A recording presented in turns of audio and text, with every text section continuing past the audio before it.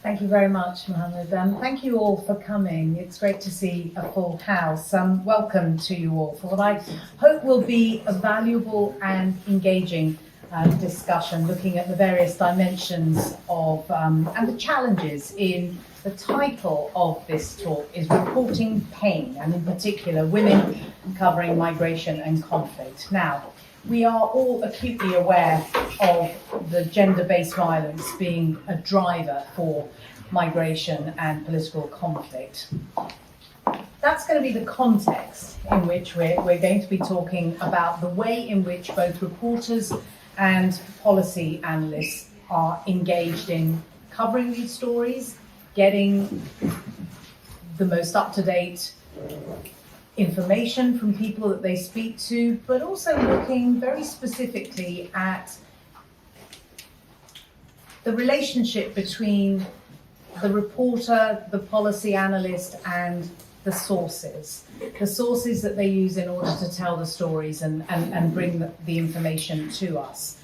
We'll also look, I think, a little bit at the way in which being a woman journalist shapes the work that the panelists have done.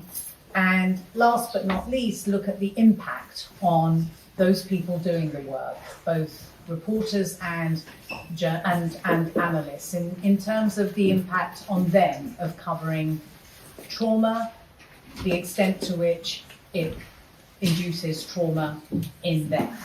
So we have an illustrious panel. Just to tell you very quickly about the format, we're going to be talking for about 50 minutes to an hour, and then we will open it up to the floor for questions. And I really urge you not to be shy, because this, although it feels very formal, this is a conversation, and lots of people in the audience will have interesting things to share, as well as ask specific questions. So I'm delighted that we have such an illustrious panel here. Let's start with some introductions. To my farthest right, Brigitte Khoury, who is Professor of Clinical Psychology at the American University in Beirut. In the middle is Renata Segura, Deputy Director of Latin America and the Caribbean at the International Crisis Group. And to my right, Azadeh Moaveni, Director of the Global Journalism Program at NYU, and she is also a journalist and writer. Welcome to all of you. Let's start with each of you telling us a little bit about the work that you do in the context that I have just outlined. Brigitte, let's start with you. Thank you for the introduction. It's a pleasure to be here. I'm a clinical psychologist. I work in the psychiatry department, and I come from Lebanon, the land of trauma and pain. It seems that this is all I do, actually. And of course, it's also the land of refugees for the last few years, where we've had an influx of refugees coming from the war in Syria, unfortunately. And I always say, we specialize in what life brings us. I never thought I'd be dealing with refugees until this happened, and then there was a need to discuss and to do interventions and to offer services. Things happened in Beirut, some of you may know it. We also had to react to the Beirut blast, to demonstrations, to political instability. So it seems like all of my work is revolving around crises, trauma, interventions. So this is what I mostly do. I'm also a faculty, so I do research and I teach. But my interest also in journalism, I was just talking before we started, is that because of where I work and where we are in Beirut, I have received several journalists who are covering different parts of the Middle East. So I've had people coming from Syria, covering Afghanistan or Iran or Iraq, coming to see me seeking help because they were burnt out. They were traumatized, they needed help, or they were sent actually by their editors to say, you need to care for yourself now. And this is where I started thinking that this is an area that is not explored enough, that is not talked about enough. So this is my 2 cents for tying my life to the topic at hand today. Thank you very much. Renata, tell us a little bit about what you do as it relates to what we're talking about this evening. Sure. So I work at the International Crisis Group. For those of you who are not familiar, we're an NGO, think tank, there's internal debates. Some people will be very mad if they say but what we do is really do extensive field work in the countries where we work, that we cover, and then we produce reports that have policy recommendations, and we do advocacy. So our work is much like a journalist going, talking to the people in the field, but then, unlike a journalist, we try to also suggest ways to resolve these conflicts that we're covering.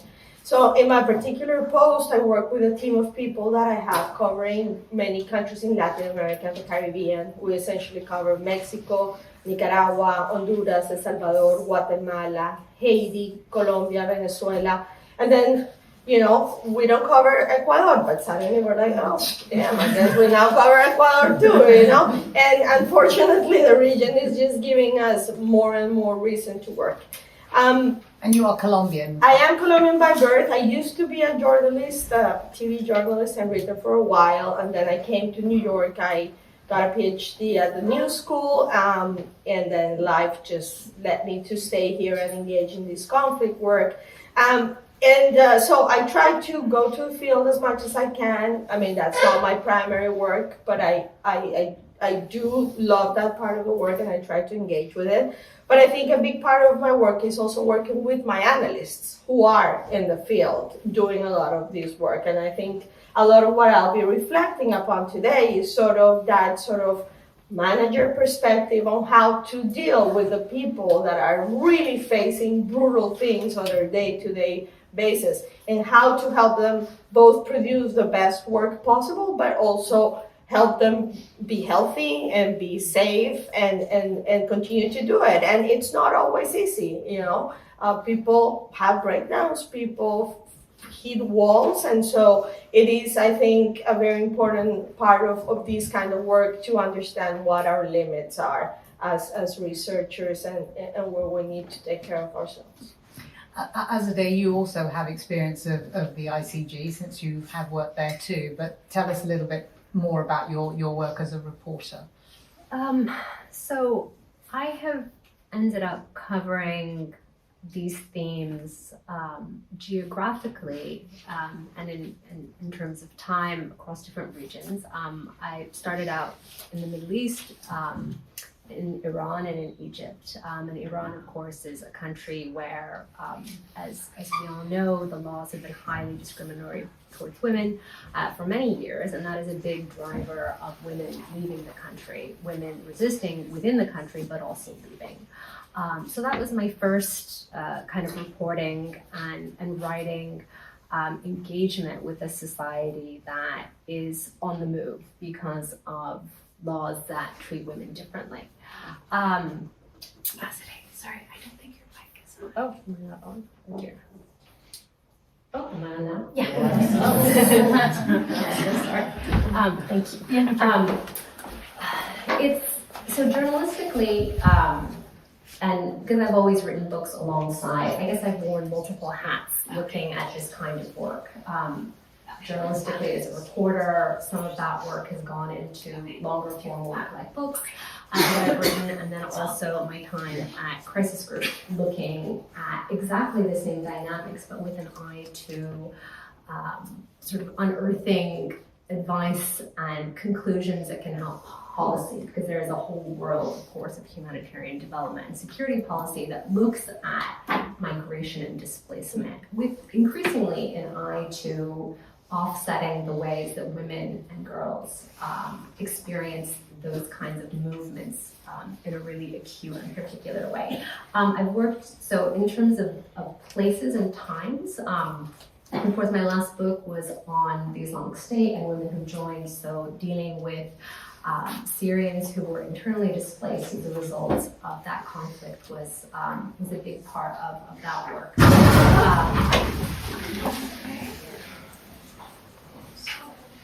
Is everything all right? Yeah, we're good.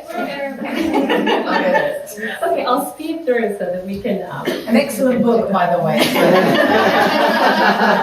Guest House for Widows, it's called, for those who don't know it and haven't read it. Thank you.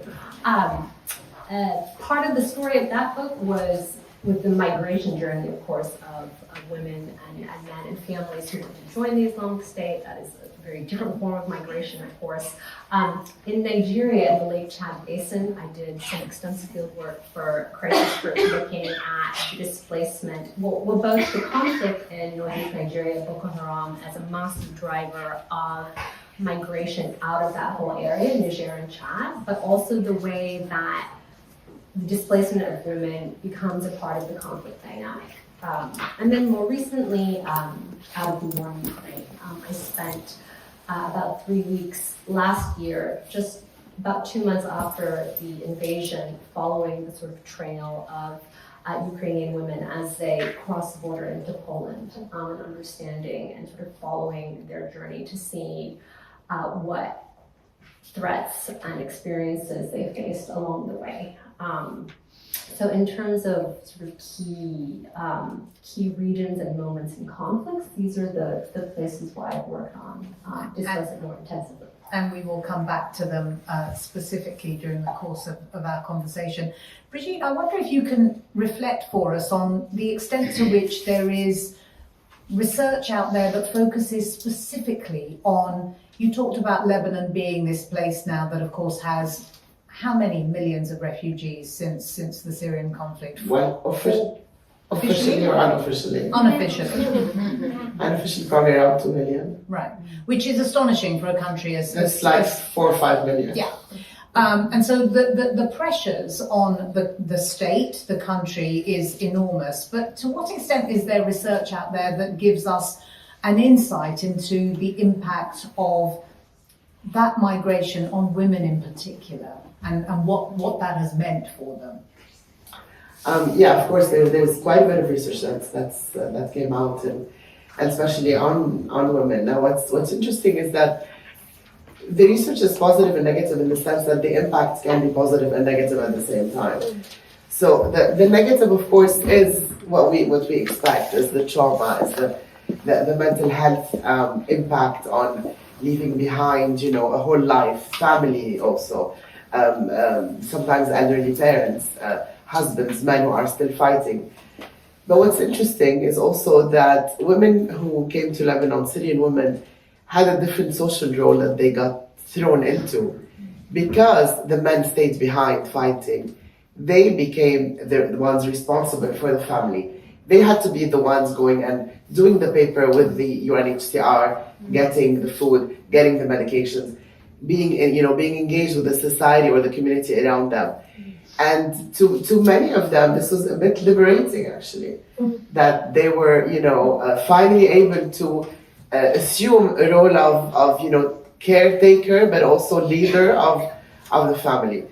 We have done support groups for women, teaching them problem-solving skills. That was really at the beginning of the crisis, and UNFPA contacted me. They said we need to do something with women, and I thought, okay, let's just do women's groups and see what they would talk about, and try to teach them how to cope with the day-to-day life. And you would think, I assume when people are talking, came from a war zone, what would they talk about? They would talk about trauma. They would talk about the horrible crossing from Syria to Lebanon. They would talk about all these things, right? No, they didn't. Do you know what they talked about? They talked about their mother-in-law was driving them crazy because they live in a 2-room house with 15 kids. They talked about the difficulty of, accessing the food and about being harassed in certain places. They talked about the day-to-day life, and it was not at all about their experience as refugees or as war survivors. This, I think, comes much, much later on. Whether they are able to cross into Europe or to immigrate fully or to settle in a new country, this is when the time for the trauma is to be talked about. But back then it was about the day-to-day life. That was the most important. It's so interesting what you said right at the beginning of that answer, with the women having to move and leave, and they left the men behind, which is exactly what happened in Ukraine. The men were not allowed to leave. Yeah. So how would you assess what you found on that border between, in Poland you were, when you were doing that reporting, that these women were feeling what kinds of things? I mean, it sounds mad to even ask the question in that way because it's obviously not monolithic, but given that they were having a collective experience, how did you find them? Well, because the men weren't allowed to leave, men between the ages of 16 and 65 can't leave the country in Ukraine. First of all, many of them very worried and scared for their teenage girls to live with them, because the whole journey, of course, is fraught at every stage with different dangers of trafficking, of kidnapping, of exploitation, of staying in a home and the man in the house takes away your passport and basically makes you an indentured laborer. I mean, tries to sleep with you. I mean, layers and layers of complication all along the way. And those who had teenage girls, those who, of course, were responsible for their elderly mothers. I mean, the kind of caretaking responsibility and the protection concerns were acute. Worry for the men back home who were often fighting. And then also, when I was there, I was working at a time when it was really the second and third wave of the exodus from Ukraine. So those who were prepared and organized and had been able to get out had already gotten out. And I was sort of meeting and encountering women and their families who had left like immediate war zones, who had been in basements for a month, who had been in villages that had been occupied by the Russian forces and who had seen extreme violence. And they were just so they were 24 hours out of, coming out of a basement and coming up and seeing their neighbors' bodies lying in the garden. So I've never really reported at a time when I'm interviewing and working with people who have experienced that intensity of violence so recently and the degree of shock.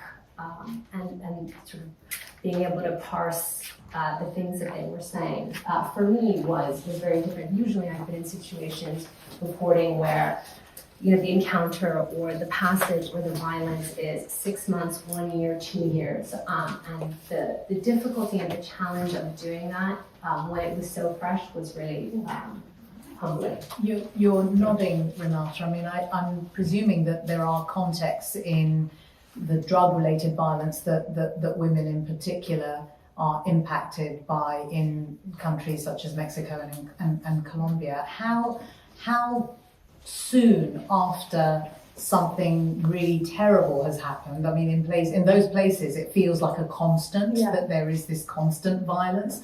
But how soon after do you or your field workers go in to talk to people? I mean, it very much depends on the case, and both in those two examples that you placed, from Colombia and Mexico, it often happens that people move constantly, right? It's not just one time that they leave, but that they go from their tiny town to the municipal head, and then from there they have to leave to the capital, and then they get there and they don't like that, so they decide to move somewhere else. So on occasion, we try to mostly talk to people that are a little bit more settled. Just because of what we have found is that people are sometimes very eager to talk when they're on the move, but it also is very difficult for them they're just reviving something that has just happened so recently, right? So if they're just fleeing, you end up seeing them at their most vulnerable, and in a way you feel you're pushing them a little bit too much. But something that is interesting, though, that makes that decision complicated is that for a lot of these women, they see you and they're like, maybe you can help me. And if I tell you my story, then maybe I will access help. And that's the thing that they come and they tell you, I'll tell you what happened to me, but what can you do for me? Yeah. Right? Do they say it explicitly? Oh, they say it very explicitly. I'm happy to talk to you right now, but how will this make my life better, right? So each of you has a very different prism through which you see how you encounter these women. I wonder if you can each say something about the kinds of the kinds of engagements you've had with people, because you're a psychologist, you're a policy analyst, but you also, the tools that you use are very, very much in common with journalists. You work as a journalist, but you've also done the ICG type work as well. I mean, I suspect that there is, first of all, an issue of trust and how much you can persuade people who have been traumatized to tell you their story. So, Brigitte, if it's immediately after, presumably you have to use a different way of talking to them, or you don't? Okay, tell us. You said something very important. You don't persuade people to tell us about their trauma. That's a complete no-no when it comes to mental health. The concept of debriefing has had a lot of problems and controversy around it. Is that you just don't show up to a place where people have gotten through horrible things and expect them to talk or push them to. It shouldn't be that way. They need to be ready to a certain point to tell you, and the readiness is not according to our timetable. One of the experiences we've had the Beirut Blast in 2020, and you'd think, we all thought, okay, we're going to have a flood of people coming and talking about the trauma. The time when people started coming was at the 1-year anniversary. August 2021, we started seeing the victims who were injured, traumatized, coming into the clinic. It took 1 year. And yet, of course, 24-hour news demands mean that there are people on the ground immediately wanting those stories. So there is a dimension to this that is quite different from the kind of work that certainly the two of you do. But I mean, I wonder to what extent you are aware that it does take time to get somebody to talk to you and tell you the truth of their story, as opposed to, I'm going to tell you something in a transactional way, if you can help me. So I think what Brigitte said is absolutely right. I mean, we're undertrained journalistically. I think in our industry, we're undertrained to know how to engage very vulnerable people and to do Undertrained or not trained at all? Well, not trained at all. Quite right. How to conduct our research and our reporting in a survivor-centered, ethical, trauma, cognizant way. So sometimes if you're the journalist and you really just sort of have to get something, not get it, but sit there and hope that the person that you're with will open up of their own accord. Something that was kind of amazing at one of the displacement centers in Poland that was sort of part of the displacement setup. I mean, if you're a journalist and a reporter, you would never be able to recreate this, but some of the humanitarians and the NGOs had like a beauty stand set up where people who've been on a journey and haven't had showers and didn't have nail clips and didn't have the most basic things, they could come and they could clip their nails and they could brush their hair and they could paint their nails. So I just sat there and I painted nails for little girls and I combed hair and I braided hair and I sat with women who were looking for hair color, who were looking to do their eyebrows, and it was very calming. And then if I sat there for the whole day, which I did for multiple days, then some would want to talk, but you had to sit and wait and see whether that emerged out of them. Another thing, and I'll just say it quickly because I'm sure that you have both encountered this, is also sort of what to do when people, your sources, your interlocutors say things and you're trying to kind of detect whether it can be true because it sounds so fantastical. I remember in a village outside Raqqa, as the countryside, as the caliphate was falling and some of the villagers were able to go back, hearing tales that sounded so fantastical, like the ISIS fighters had these machines like sharks, and they would come and these machines had teeth like a shark and they could claw your arm with, and things that you had to probe. I mean, what is happening to people's memory? They've been through intense trauma, they've experienced incredible violence. What is true? Or the tales out of some of the places that had come out of Russian occupation. And also you as a journalist, I mean, your capacity also, I mean, you sort of think, could this possibly have happened? Could it? I mean, I can't even sit and absorb it. So it's sort of figuring out how to parse what you're being told and then having to report it quickly without. But if you didn't have to report it quickly, I mean, I wonder about that process of attempting to verify something, right? So if you are going to a place, for example, Renata, I imagine that your field workers will spend considerable time with a group of people and perhaps go back again and again. And you, of course, Azadeh, have done this too in your reporting. But that idea of being able to gain the trust, but also verify the stories you're being told. I mean, I'm thinking specifically about what happened this happens in every conflict, but I'm thinking from the top of my head, in a conflict that was very difficult to cover, the civil war in Ethiopia, with women who were able to leave Tigray, who did come out with stories, but particularly on the BBC. And I remember covering this story again and again, day after day after day, and continuing to have to say, we have no independent verification of this. And you're saying this about a story that you've just heard that is so horrific. So just talk us through what that process is like for the field worker. I mean, and again, it changes very much depending on the situation. Obviously, what we try to do is build trust in sub-communities, right? And so we go over and over time.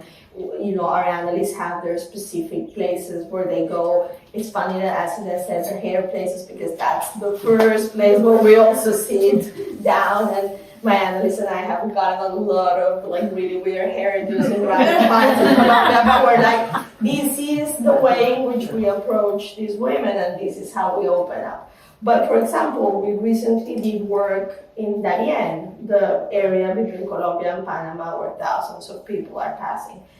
These people are here now, and then they're gone, and I'll never find them again. This is my one and only opportunity, and I have to trust them. And sometimes it's funny because we were just talking about if they're ready to talk. Sometimes I don't know that I'm ready to hear what they're about to tell me, right? Like I had these girls, young girls, telling me the stories of like, well, they were gonna rape us, and we were a group of 4, and 2 were 11, and I'm 14, and she's 15, so we thought better us, we're older, we can handle it better, and so we're protecting the little ones, and you're just like, obviously not wanting to be inhuman, but I'm like, if I start crying, like, this is not my place to really cry when it's your horrible thing that you've just experienced. So it's something in which you just have to build the trust and sort of take them at their word, because why would somebody invent that? But then, you know, it's just no. But obviously that's the exception to the rule. I think what we want to do is build those trust links with communities where we go back. I have so many questions just based on the single thing that you've just said, but Brigitte, I want you to answer them as a clinical psychologist. So what Renata is talking about, it's not just about trying to build trust, but it's also about the relationship between the person asking the question and the person being expected to answer. What do you make of her saying that it's not for her to display her own emotions or to, you know, because it's a very human thing, right? Somebody tells you something terrible that's happened to them. It's heart-wrenching. So just talk us through what you make of that. Should a person who's an interlocutor control themselves? Should they show their emotions? Does that help in some way?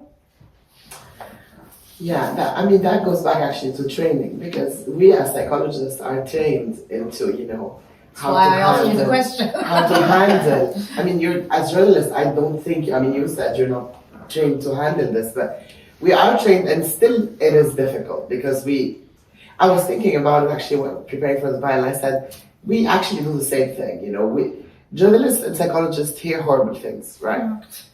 Except you can tell the whole world, and we cannot open our mouth to anybody about it, right? We're bound by confidentiality. But the thing is that being reflecting the empathy and the connection on a humane level is very, very powerful. So, of course, you're not gonna sob when you hear a story, but reflecting that you really feel the pain and understand it, maybe not feel it, but understand it, I think is very, very powerful. And that would establish really a sense of trust between the person you're talking to and the journalist. That will maybe encourage them to talk more. Now, what I was thinking about when you were saying, how do you verify the story? How can you verify a personal experience? What they're talking about is their own reality. And I know, as your role is, you need to give news, you need to tell what's happening, but you cannot generalize from one person's experience into everybody else's. So I think it's very actually powerful and precious when somebody shares with you their own reality, which could be somebody else completely different. And we've seen this, I think, in Ukraine, the different reports that were coming out from different people. So I think reflecting, connecting on a humane level is very important. I want to share a story with you which will go to the heart of the next questions that I want to ask. After the tsunami in Indonesia, it obviously affected many countries, but in Indonesia, the BBC sent one of its top television reporters, and the report went out on the main news program that evening. And the shot, so you heard the story, he was talking about a grandmother, she had lost her entire family were dead. And the reporter was walking with her along the most pristine, beautiful beach. And there was a very, very long, wide shot of the two of them. So you saw the big beach and you saw these two tiny figures. The woman didn't speak a word of English, so the voiceover was all in English. And as she spoke, you got closer up and closer up to the two of them. She cleaved into this man's body. As she told him about her loss and her grief, she cleaved, and the more she cleaved physically towards him, the more he pulled away. And for me, that was such a moment. And I remember talking to the editor of the program, because I was a reporter on the same program, and I said, wow, why did he do that? What would it have taken for him just to have put his arm around her? Just for a moment. And of course, television is enormously powerful in that way. I mean, radio is very important and powerful too. But I was so struck, and the editor said to me, also man, he said, thought it was terribly English. Yes, I like that. Yes, I thought that was very nice. And it would have been terrible if he would have been too involved. It would have indicated empathy, all the things that you are talking about. So let's talk about what it means. Is there a difference? Does it make it easier to talk to women if you are a woman? I mean, it's a very obvious question, and I suspect the answer is not as obvious as perhaps the question is. So, Azadeh. I always thought that it would be, and often it is, but there are so many other elements that are a part of that. Often, you ask the question, is it easier if you're a woman? Often, so in our minds, is it easier to talk about women who've experienced some kind of sexual gender-based violence as a woman? Often you are in contexts where you're interviewing or talking to a woman who may be vulnerable to that kind of abuse from the guards or whoever is overseeing the place where she still is. So while it's certainly easier to broach the topic as a woman, there are fears that I'm in this displacement camp, the guards control my movement, if they find out that I've said this, I could lose my tent, I could get in trouble, I might not be let out of the camp to work. So then there's things like that you think, well, that's going to be the foremost concern for a displaced woman who may have experienced that. There are very, very deep barriers of sort of shame and cultural sort of inability to talk about that to anyone sort of outside the immediate family. So, I mean, in many contexts, no, it hasn't helped at all, even if that kind of fear hasn't been there. Where there's very coded words, and then you sort of are made to understand that perhaps some things are happening, but it will be spoken about in a coded way. There can be the complication of being from like the wrong country or the wrong sect background if you're in the Middle East, and then a fear from the woman that perhaps she's betraying her sect background or cause by saying this to you specifically. And then there's another question about what do you disclose about who you are in relation to a conflict that might be very sectarian.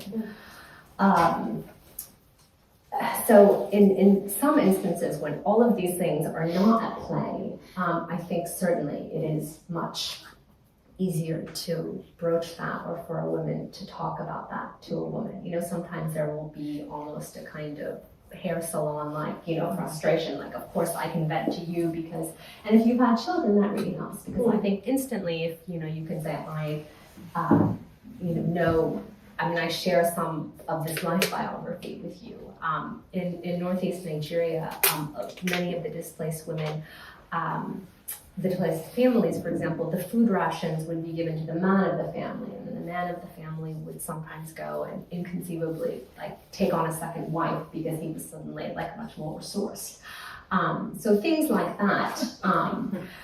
And eventually they changed, and then the woman got the card, and then the women became much more powerful, and that was really excellent. That's the best case scenario. My policy recommendation is the food ration card goes to the woman head of the household. So things like that, certainly, I think for a woman to relate to another woman that's not about violence, but that's very much about gendered patterns or dynamics of behavior that the woman knows a woman will instantly be able to absorb. Renata, share some specific examples or insights in this context, whether it's more whether it's easier or more helpful to be a woman in these situations. I think women think of questions that men, it wouldn't occur to them.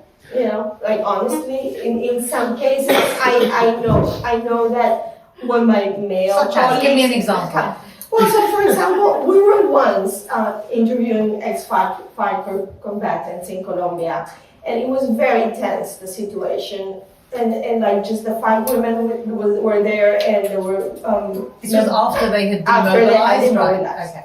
But it was with the government. Everybody was in the room. It was just we could see that the lead negotiation was just super uncomfortable. And she would open the door window, and suddenly I was just like, "Are you having a hot flash?" And she said, "Yes." And I was like, "Okay, can we get some water for the moment?" And it was just something that I was just like. You instinctively knew what was happening. I had the hot flash. I know what's going on. And my male colleagues were so negotiation is falling apart. This thing is happening. And I'm the woman needs some air and some cold water, and we will recover. So I think there's just things as the mother thing, they always ask you, are you a mom? And you're like, yes, and that's immediately okay, I don't need to explain A, B, and C, you know what's happening here. So there's just some things that I think we have an instinct for that men don't. But, and this is sort of shifting a little bit the nature of the conversation that we've had a little bit, but we also talk to criminal women that have engaged in violence. And the conversations that we have with them are, I think, very uniquely shaped by the fact if the person who's interviewing is a man, it's totally different than if it is a woman. I think in the nature. Explain that dynamic then. So, if you're talking to a woman who's committed a crime. So I think, for example, when you're talking with victims, right? The questions are a little bit always the same because you want to know what happened, what were the answers, how did the state respond, etc. But also how they felt. Yeah. We always have to ask how they feel, right? But with criminals, it's obviously a much more complicated. You're not going to be exactly how you killed this person, right? You don't really need to. But we're doing work right now with women that are part of the cartels in Mexico. And this didn't happen to me, but it happened to my analysts. And the woman took her hand and she was like, let me see how big is your hand. Oh, it's kind of mine. It's like, it's so hard to strangle somebody with these little hands of ours. That's why we have to carry guns. Wow. And my analyst called me later and she was like still kind of shaken. And she was like, her nails were painted and so pretty. And she was comparing the size of her hands. And I doubt very much that she would have done that with a man. Right. You know? Yeah. It was just like, we know, we have to defend ourselves as women. For her, it was natural that you would strangle the man, obviously.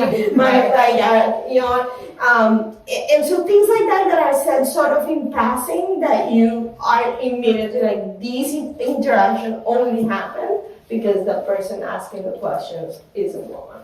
Brigitte, as a psychologist, let's hear your take on this. It's interesting because I think men prefer women therapists. Generally, they can be vulnerable and talk about feelings and emotions and failures and struggles easier, I think, than with a man, than with a male therapist. Of course, I'm generalizing, there are some amazing male therapists too, but because again, there's this fear of, am I going to be judged? Is he going to be thinking I'm weak? But for a woman, it's with a woman, it's easier. I was thinking when you were talking, like, what about how would it be for you to interview a man? Would a man be more open? Would they be able to talk about what they've gone through or not? Because you're a female journalist versus a male journalist. I don't know if there's any comparison or if it has been talked about. But in terms of seeking help, usually they prefer, they say, of course, sometimes they are very specific. I mean, once I had somebody, who had a sexual problem, he's like, I can't talk to you about this, I need a male therapist. So I'm like, completely understood, So, but generally there's this, I think, expectation or assumption that women are better listeners, that they're empathic, that they can reflect, relate more, and that's okay if, I show my weaknesses in front of them. Let's move on to the issue of people that you speak to asking you to become advocates for them, or something slightly different in a particular story. And I want to turn to you, Azadeh, because you did cover this and have continued to for some time. When the story broke in Iran in the immediate aftermath of Mahsa Amini's death, it certainly seemed to me that there were lots of Iranian women in particular who felt that they had to become activists in some way, that they were somehow, that this was a story about them as women and Iranian women, as much as it was a story that was clearly, journalistically important in the context of what the state might do in response to the demonstrations and so on. I mean, is there something there that we need to talk about more openly, do you think? That there is a danger that if you're too close to the story in some way, that you somehow feel that you become, being a spokesperson is going too far, but certainly being an open activist or an advocate for a particular movement? That's a really subtle and excellent question. Something that I noticed, and this was partly a result of the way that the Iranian authorities shut down the internet and the way that information about the protests moved within the country and was able to travel outside, was through video clips.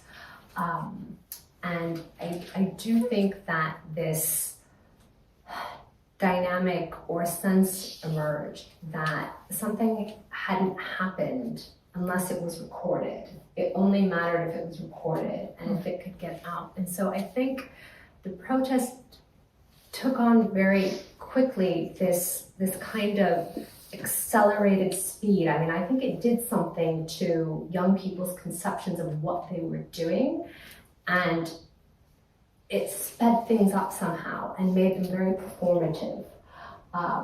because it was as though if you and 200 people in your particular district converged on an intersection and stopped traffic and challenged the police, and if it wasn't recorded and if it didn't get out and didn't get on diaspora networks, like it didn't have meaning. Yeah.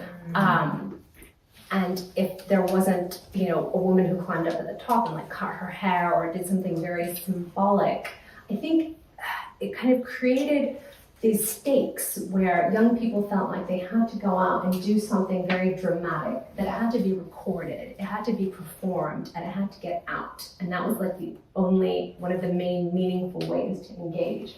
And I think that became very dangerous because the stakes are also very high if your face is visible, if you're going to take that kind of risk. And so it did become, I think, in a way, the way that the media was consuming what was happening, the sort of almost oversized reaction of the outside world to what was happening. And the sense that sort of every act of civil disobedience had to sort of be so mannered and theatrical. It was part of the magic of that time, and I think it did capture the world's imagination in a way that was extraordinary. But I think it did become part of how quickly, I think ultimately we have to acknowledge those protests did fizzle out because the stakes became so high. And I think parents and young people and very young girls realized the distance between me and what could happen to me, like the loss of my life, my personal security and physical security, my parents' job. I mean, we could lose everything. And there's no other way, there's no more gentle way, there's no more safe way. I think the way that the media consumed that story and the way that the information moved did create, to my mind, sort of very strange dynamics that I've, in all my years reporting on Iran, never seen. And I do wonder whether it was part of why ultimately, as a movement, what happened in Iran didn't grow, it didn't develop further. It became very high stakes, very mediated, very performative. And I mean, there are many other reasons too, but then ultimately it was quelled. Very early on in our conversation, Renata, you talked about the way in which when you encounter women who are willing to talk about their experience, that it becomes transactional, that they are willing because they think you might be able to help. Talk to us about that kind of fine line of advocacy, which of course is something that ICG is engaged in, but the extent to which you are compromised perhaps when you are being asked for help,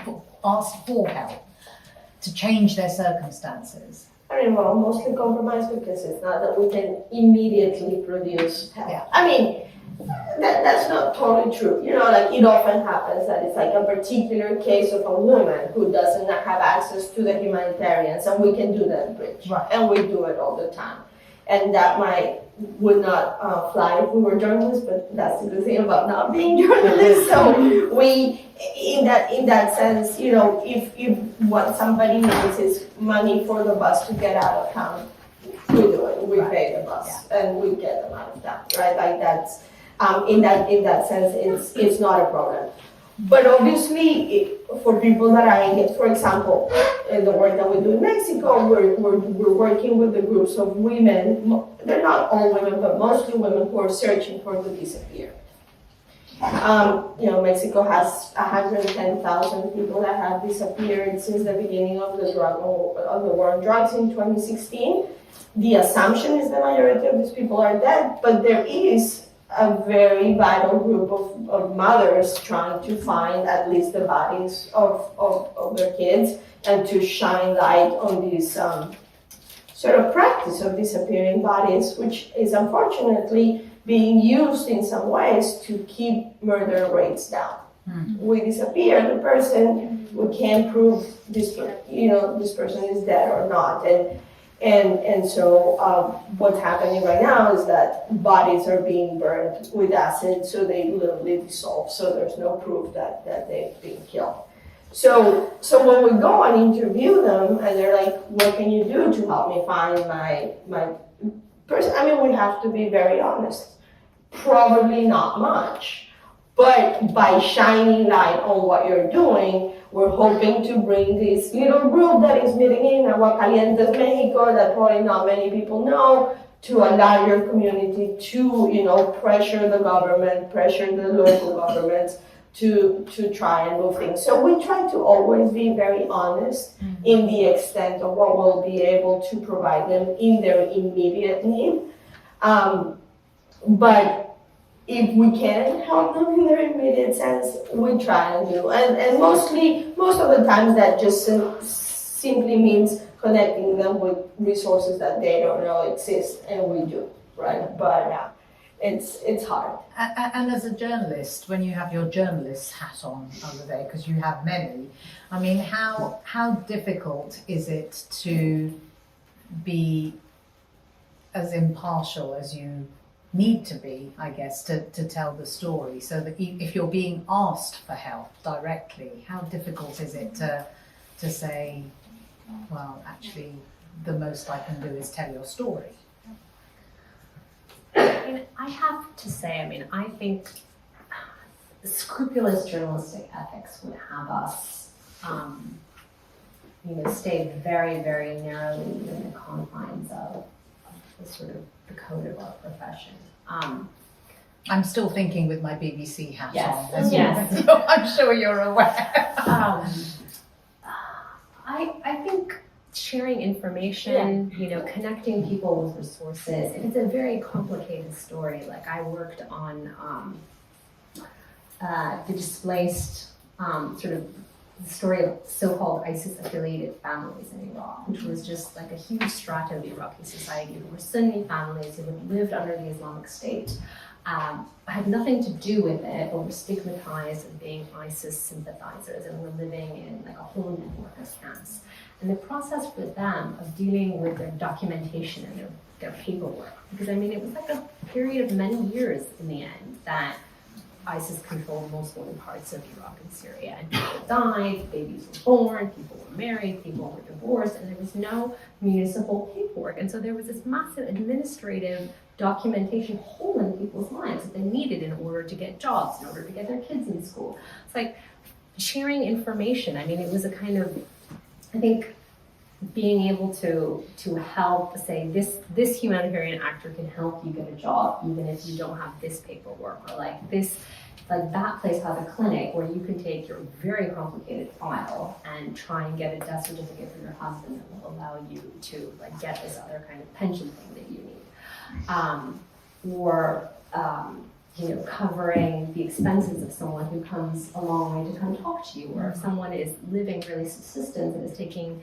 half a day off work to talk to you, finding ways. So I think even within our sort of journalistic sort of code of ethics about not getting involved with the lives of your sources in that way, I think you simply cannot be in so many of these situations and keep yourself sort of pristinely unaffected by sort of basic ways that you can share information or help make that person's day and the time they spend speaking to you balanced out somehow. Let's before we open questions up to the floor, turn to you, Brigitte, just to get some sense from you about the importance of remembering that journalists are impacted by what they report on. Yeah, and that's, I think, a major issue. I'm glad you mentioned it, because of course they're impacted. They're humans. Once the camera is off, we don't know how they are reacting, what they heard, what are they carrying with them, and what are they doing with it, and are they really equipped to cope with so much difficult stories and imagination, or seeing things, not even stories. And this is, I think, where being ready to face whatever they're supposed to face is very important, but also accessing and having access to a certain support network that will help. And that, I don't mean necessarily professional, it can be friends, family, to be able to have some level of normalcy in their life, because this is what we miss, this is what trauma is lack of normalcy. Mm-hmm. So we need to have access to something that is somehow normal, to say, okay, this is what real life is. It is not what I've just heard for the last 3-4 hours. And I think this goes back again to the training and being really prepped. And I wish journalists are prepped to know what they're facing. One last thing I just want to say is about foreign correspondents covering sometimes in certain places, and there's certain lack of sensitivity to what the culture is. What does it mean? Because we've seen it in Beirut. People are parachuted and they want the sensation, they want the story, and it is not the time for it.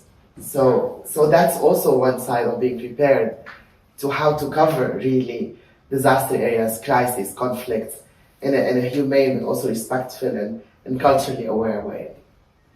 I've got lots of questions in my head, but I'm going to open it up to the floor. Right in the front. Thank you very much. So interesting, especially to have If you can repeat the question now, so everyone hears it. Yes, of course. Thank you. to have a psychologist on the panel. And I guess it's more of a series of questions complicating some of the issues here. In terms of journalistic ethics, for example, or even the question of trauma, and thinking about decolonizing journalism as a practice, and even psychology as a practice, right? And thinking about what does trauma actually means in each specific context. What does ethics actually mean? When you're speaking to a cartel, when you're speaking to a protester in Iran, and so on. And even complicating the question of gender and the labor that is involved in all of these practices. And I'm wondering if we could shift the ways in which we sort of practice journalism in order to integrate some of these more nuanced, ideas. And I remember that during the Black Lives Matter movement, Dean Beckett at the time said, no activism, because the journalists, really wanted to get out and protest. This is the editor of the New York Times we're Right. talking about, Dean Beckett, yeah. And then I remember Christian Amanpour came to Columbia School of Journalism and said, there's no both sidism, you have to be on the right side. Yeah. And I agree, I don't agree that you can't be an activist as a journalist. And so it's sort of a... So it's a very long, quite complicated question, but a really good one. So let me just see if I can sum it up, and interrupt me if you think I'm representing you. So it's really about reframing and rethinking journalism, but also psychology, decolonizing both of those practices, and then a kind of secondary dimension to what you asked is also to do with this notion of both-sidism, which is something I'm acutely familiar with my years at the BBC. But let's start with decolonizing psychology as a It's practice. a very big movement now, actually.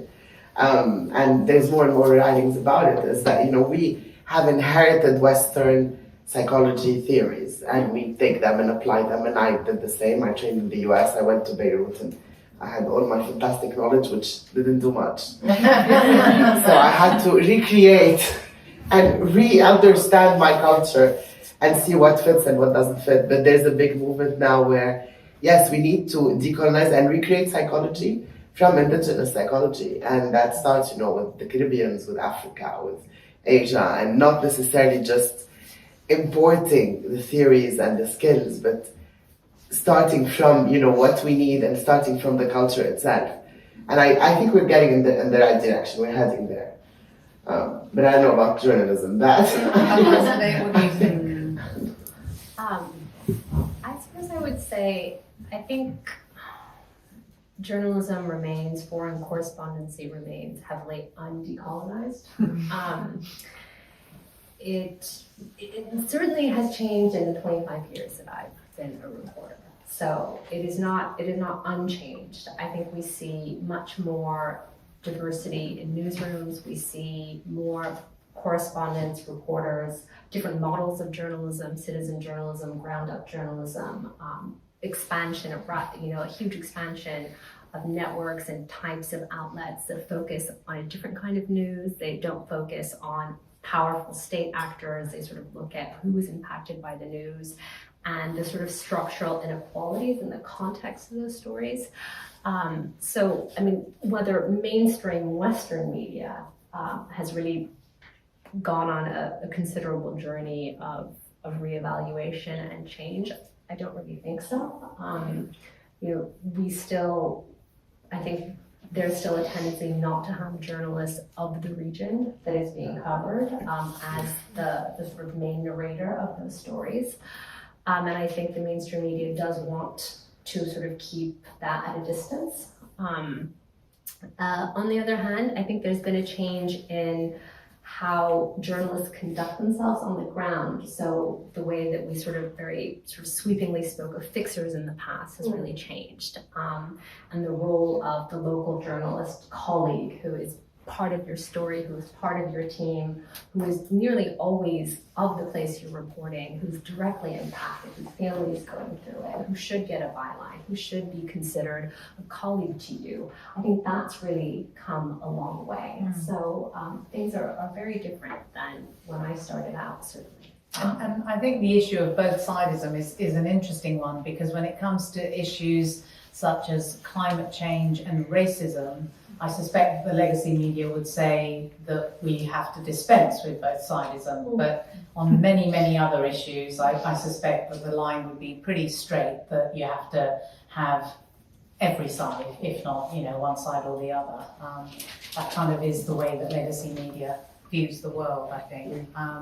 More questions? I wanted to ask about the trauma of surveillance. Both for journalists and for people who are leaving conflict areas or in conflict areas. It's so much a part of many places, including Iran, lots of Latin American places, people dealing with being heavily surveilled by security states. And then as a reporter, in Lebanon as well. China. Yeah, I mean, it's so many places that we could talk about now, but I think, maybe it shows up in more subtle ways in different parts of the world. But how do we approach people who are coming from that kind of legacy and help them understand? Because it impacts your brain in such a way, it impacts mind and memory in such a way to be so heavily surveilled.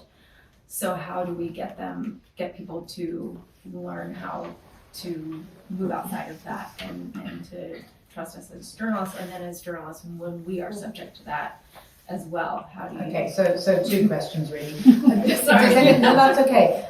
Does anyone want to tackle this? Because it's really a question about the trauma of coming out of a surveillance society, but also the impact on a journalist who may actually be under surveillance for all kinds of work that they do. I can't think of anyone who's kind of most obviously wants to talk about it. I mean, I can tackle the first part, which is we've seen it with Syrian refugees. Whenever we had the groups, they would be very careful about asking, our name, where we're from. Because the name says where the person, what religion they are, what sect they are, and where we live, because some were worried, for example, if some of the facilitators were from the south, which could be more pro-Hezbollah, which means they would be pro the regime, the Syrian regime, therefore they cannot really talk much, versus, it was a whole ballet of 2-3 hours of just figuring out, placing people where they are to be able to talk. And some, that deterred them, and some of the women, the husbands that were with them, they would say, no, you're not going to go, you're not going to talk, you're not going to say anything. What did you say? So there's that is a very heavy burden to carry, and not being able to trust. And then how can you offer services when they don't trust you? That's the basics. So it was quite a very interesting way to understand where they're coming from, and then alleviating these fears. But then are they alleviated 100%? I don't know. I always wonder, I hope nothing happened to some of the families that talked in our groups. I don't know.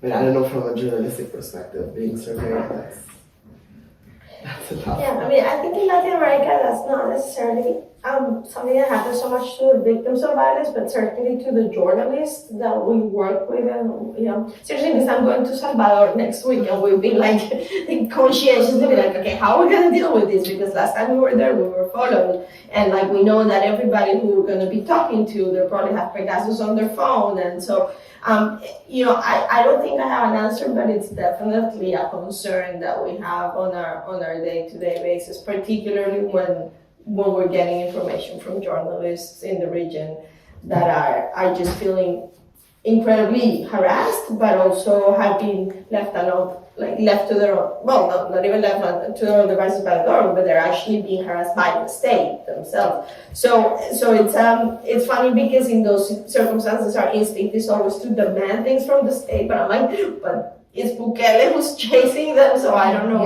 who I should be asking help from. Obviously what ends up happening is a lot of these people end up migrating, right? The people in the media, but it's definitely something that affects the way in which you can do field work significantly. More questions? I actually work with AU. You talked at one point about women who would exchange their stories with you, their traumatic stories for aid, and that felt problematic to you because it was transactional. But don't you feel like the work of journalism has an inherently transactional quality to it, where you're going out and you're trying to get stories to sustain your news machine? So what's the difference? Great question. So the question, for those who didn't hear it, is that isn't journalism as a practice transactional in its very nature? That has to go to you first, Azadeh.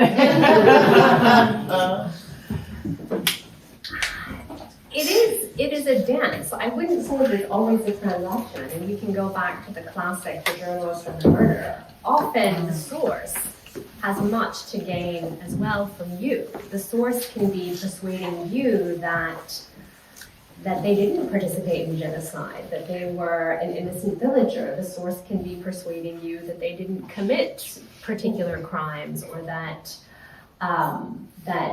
the sign trade they did and illicit whatever was something that they were forced to do because they were predated upon. I mean, I think everyone is actually, increasingly in places where I work, in conflicts that I cover, the interaction is very self-aware, and everyone is quite sort of seems to be sophisticatedly aware that everyone is sort of looking for something.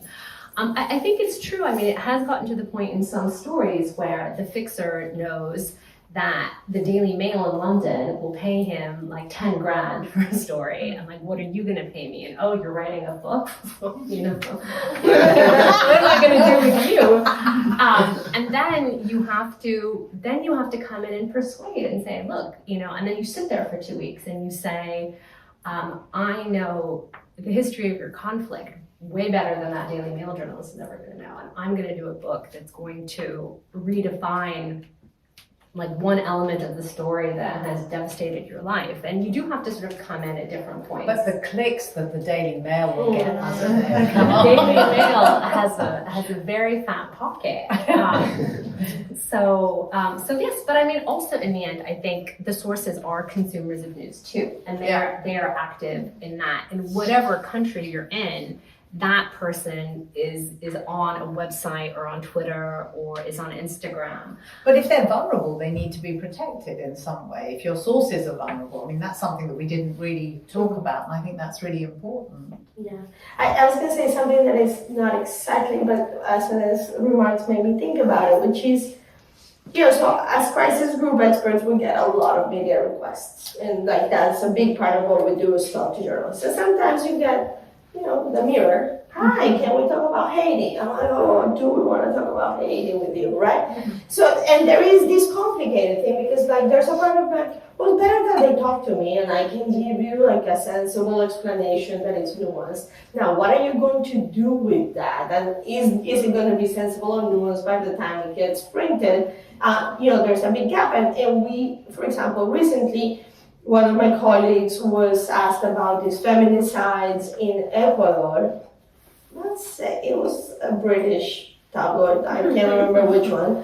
But then they printed the news, they printed the story with her quotes, and the pictures of the girls were like in their bikinis, like at the beach. And we were like, God damn it. Like, and we emailed them and we're like, no, you know, that's not an okay way of portraying what the information that we've given you. Like, But the damage has been done. the damage had been done, the photos remained, they told us whatever, you know, it didn't work. So there's always that sort of complicated dance in between, like, you want to be part of the people shaping the story because it's better if you are than if you're not. But then the lack of control that we have over the final product, it's something that is very difficult. Haiti in particular, I think it's one of those cases that is just worst place in the world, is even worse. Yeah, like, and you're just like, oh my God, these headlines, it kills you. Yeah. But Poorest place in the world, Yeah. full of gangs, Yeah. etc., etc. Yeah. More questions. Actually, related to that question, I'm under Professor Moaveni's Blojo program, and Professor Moaveni's heard this question in class before as well. But I think what Renata... Is it for her? Did she not answer it in time? I didn't like that, so I'm asking you again. It's an offshoot of that question that has continued in my mind since we had class last semester. But what Renata said earlier reminded me of it, which was about, again, like women who you would speak to who would ask, what's in it for me? You know, what can you give me? And I was in Singapore reporting on domestic workers, and they're not in crisis like in the same way, but there's a clear class difference. And something that I had several people ask me was, when I would approach them for interviews, they would say, what can you give me? You know, like, and I studied anthropology as an undergrad, and I know in anthropology we would often provide, some vouchers, to cover, the time, $10, $20. I know in journalism, I understand all the logistics of why that's not okay. But I think something I still thought about a lot was it felt very self-important of myself as a journalist to say, the benefit I'm giving them is that their story will be told. Like, it feels very self-important that really, realistically, I'm going to get more from them. I'm going to have a thesis. I'm going to hopefully publish something from their stories. Then we'll actually come back to them. So I was wondering how, how do you balance these things in the end? So are you, in the end, what you're asking is, are journalists informed by a kind of lofty notion of course, I'm going to be telling you your story. I'm the conduit between you and the rest of the world, and to what extent is that ethical? Is that ethical? And also, I've been thinking more about in what ways can we incorporate other elements of social sciences into journalism. Like, if it's ethical in anthropology or social sciences to provide a small voucher to people for their time, why does journalism stand apart from those? And like, is there any way that these social sciences, psychology even can I think it's a great question. My immediate instinctive answer is that journalists just think that they are engaged in some noble cause, quite a lot of the time, but there you go. So the question is, psychologists. But I think that's, let me tell you, when we did the groups with refugees, UNFPA had asked us to do that, and they said, we're gonna give health kits, because that's what the UN does. They give health kits for women, and I'm like, what does that mean? What's a health kit? And they're like, well, it has shampoo and this and that and soap, and to the women it was so important because it was the first time they get something for them, because the aids have always been for the kids, for the food, for the house, and it was so meaningful to them.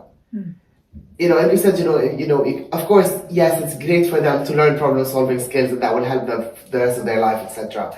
But I couldn't convince them that at the beginning. Now, what's interesting, what came out of that whole experience is actually the value of having the women's group together. It's kind of building on the sisterhood. So they were these 8 women who met for 3 months, and they formed their relationships and they became each other's support.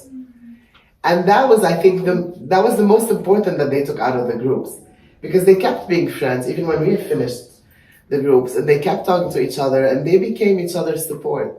And that was kind of the hidden, positive consequence of what came out of that experience. But it was important from the beginning to tell them, we're gonna give you that. Now, what's interesting, we tried the men's groups, and that was a completely different experience. Because the men would say, what are you gonna give us? And I'm like, and they said, are you gonna give us the health kit? We don't want the health kit. So I was like, oh my God. So that was quite a challenge. Then I would talk to them and I was like, look, you need to give something else. So it was very interesting. What did they want? A watch. And I'm like, or an iPhone or an iPad. And I'm like, I don't think that's gonna happen. We're gonna try to find something. We need to be very creative with men, really. It was a completely different experience. Especially that the moderators, we couldn't find men, so it had to be Syrian male refugees who were trained to become moderators of the groups. And they wouldn't come, I mean, I'm sure they wouldn't come to the meetings because that would take from their time. Thank God that year there was the World Cup. Thank God for the World Cup. Because we actually met them in cafes where they were watching the World Cup, and then after the World Cup we could do the groups, and I'm like, the World Cup is amazing. I never watched that many games in my life as that year. But anyway, that's my experience. Any more questions?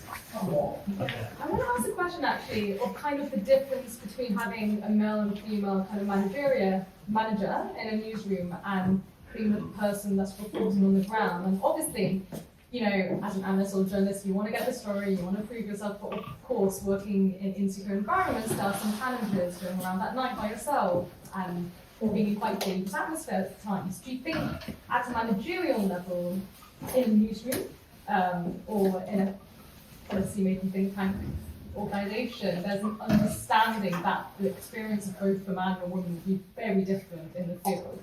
Or do you think we still have some way to go? We have 5 minutes left. If anyone else, let's take any other last question. Okay, we can have maybe 2 or 3 together. Yeah. Any more questions? Okay, go ahead. This is kind of on that same vein of a lot of these fields, or all of them, have been historically like male dominated, so a lot of the ethics or practices have been prioritizing like good male qualities as in strength and holding back your feelings. How do you incorporate that as women in these fields of like embracing what is like empathy as a strong suit rather than something you have to push down throughout your years of experience? Okay, so any more questions? One more. Okay, final one. Hi, I'm a law student, and I'm wondering how your relationships have been with lawyers and paralegals, particularly in perhaps like studying events that would happen on the ground. Yeah, I'm just wondering about that. Or certain legal decisions and procedures that have to be made on the ground. Okay, I don't think all 3 of you can answer all 3 questions. So, let's go with Azadeh. Why don't you tackle the? Actually, no, Renata. The idea of a male manager and how women navigate that in the field. Has that changed in the last 10, 15 years? I know, but is my male manager going to see this? We're emailing it to him right now. No, I do think that having a male manager has changed things, but also definitely the concerns for security of a female on the ground, at least I take them much, that's something that weighs very heavy on me. When I send, my tiny, all of my analysts are kind of like small women, and particularly the ones who are very young. And it's funny that you say about the lawyers, because the complaint that I get the most about women is that the lawyers talk down to them, the women analysts, or that they try to just legalize you into confusing you to not give you the whether they're male or female lawyers. Yeah, all of the lawyers, they just like confusing people and not giving an answer by just, and like Central America is like the worst in like legalising, and so that's a complaint. But yes, I think that it's significant, like as a manager, the way that I approach these things is very different than my male bosses operate with them. in terms of them not even contemplating the risk. Sometimes I'm like, no, we're not sending her to the jungle alone to interview the family. Like, what? They'll kill her. Like, that's not happening, you know? And they're like, obviously, yes, and naturally. Like, they immediately say yes, but it doesn't necessarily, it's not something that immediately occurs to them. And I think it's because I've been there and I've been in the jungle and I've been in that situation and I felt very, concerned that I know how that operates. And for them, there is just something about being a man that just is, I think it is the risk of sexual violence. Like most of the time, I'm not necessarily scared that they're gonna kill them. It's like, I'm scared they're gonna rape them. That is my main fear, because it's unlikely that they will kill them. It will become more of a problem for them to kill my analysts than not, but they Presumably they don't work on their own. a lot of them do, yeah. Wow. Yeah, I mean, not if we're sending them to like the worst places, but yeah. So Azadeh, do you want to tackle the question about the kind of traditional, the fact that foreign correspondents on the whole have been men, and that's changing, obviously. It's changing an awful lot very quickly. And I think the question was really about the qualities, the woman who asked the question about the qualities that men have in terms of strength. Just to ask the question again. Yeah, like how that's impacted like what's ethical in the field and Right, how it's shaped the culture. I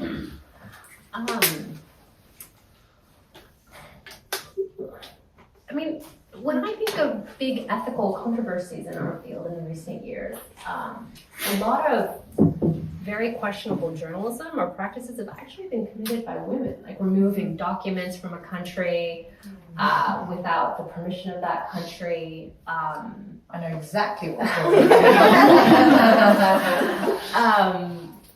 issues around verification. I think unfortunately a lot of women correspondents in their ambition and their desire to be really renowned and to get the headlines and to be sensationalistic do pursue very sort of traditionally heedless, we call them masculinist qualities of developing an ego and like having the ego be a brand of the story and being above scrutiny and accountability.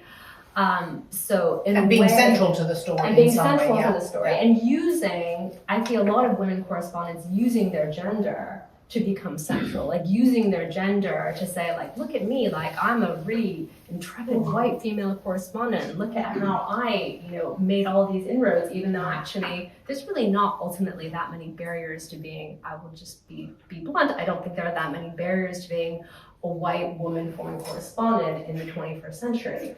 But sort of instrumentalizing gender to sort of sensationalize or to propel a career.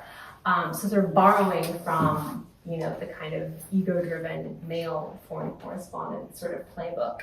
I really want to say something quickly about the lawyer question, because I think that's like a whole other aspect of sort of encountering a context where there's a whole sort of legal jurisdiction, and often there are humanitarian actors who are trying to figure out, who are also outsiders, who are also usually foreigners, and are trying to impose some sort of criminal justice system or community-based justice system. And I think this is where being a woman reporter really matters, because if you're reporting a story in a context in where the state is struggling to sort of function, and there are foreign actors in there who are trying to provide the village elder, like that should be someone who can dispense justice, like isn't that a great idea?